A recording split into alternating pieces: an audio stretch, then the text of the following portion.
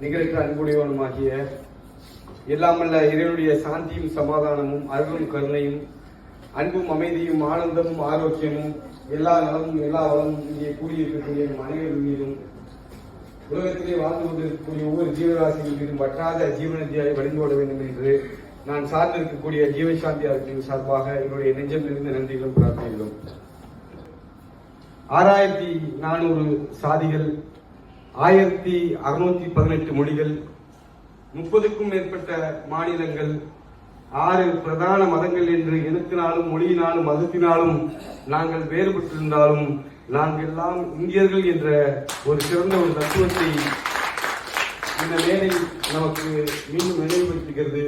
இந்த வாய்ப்பை ஏற்படுத்திக்கூடிய எங்களுடைய பேரன்புக்குரிய குளோபல் லீடர்ஷிப்புடைய நிறுவனர் மரியாதைக்குரிய அக்கீம்ஜி அவர்களுக்கும், பொதுவாக நாங்கள் கருப்பு உடையை தான் எப்பவுமே போடுவோம்.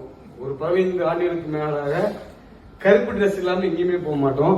எங்களை உஜாலாக்கு மாற்றின பெருமை மரியாதைக்குரிய முனவரி மேடம் அவர்களுக்கும் இந்த நெஞ்சார்ந்த நன்றிகளை தெரிவித்துக் கொள்கின்றோம். அரசு மருத்துவமனையில் மரணம் அடைந்து பெறப்படாத 12,000க்கும் மேற்பட்ட உடல்களை 3 மதத்தினுடைய நம்பிக்கையின் அடிப்படையிலே, இந்து மத நம்பிக்கையின் அடிப்படையிலும், இஸ்லாம் மத நம்பிக்கையின் அடிப்படையிலும், கிறிஸ்துவ மத நம்பிக்கையின் அடிப்படையில் பெண்களை எடுத்து அவர்களை தூய்மைப்படுத்தி அவர்கள் அடக்கம் செய்யக்கூடிய பணியை ஒரு 13 ஆம்புலன்ஸ் வச்சு கிட்டத்தட்ட ஒரு 200 கிலோமீட்டர் பகுதியில் இந்த பணியை செஞ்சு கொண்டிருக்கோம். அதாவது இந்து மதம் என்ன சொல்லுதுன்னா, அன்புதான் சிவன் என்று சொல்கிறது. சிவன் தான் அன்பு, அன்புதான் சிவன், எல்லோரும் மேலும் அன்பு செலுத்த வேண்டும் அப்படிங்கிறாங்க. இஸ்லாம் மதம் சொல்லுது, பூமியில் உள்ள உயிர்கள் மீது நீங்கள் இரக்கம் காட்டாத வரை வானத்தில் இறைவன் உங்கள் மீது இரக்கம் காட்டவில்லை அப்படின்னு இஸ்லாம் சொல்லுது. நபிகள் நாயகம் சொல்றாரு.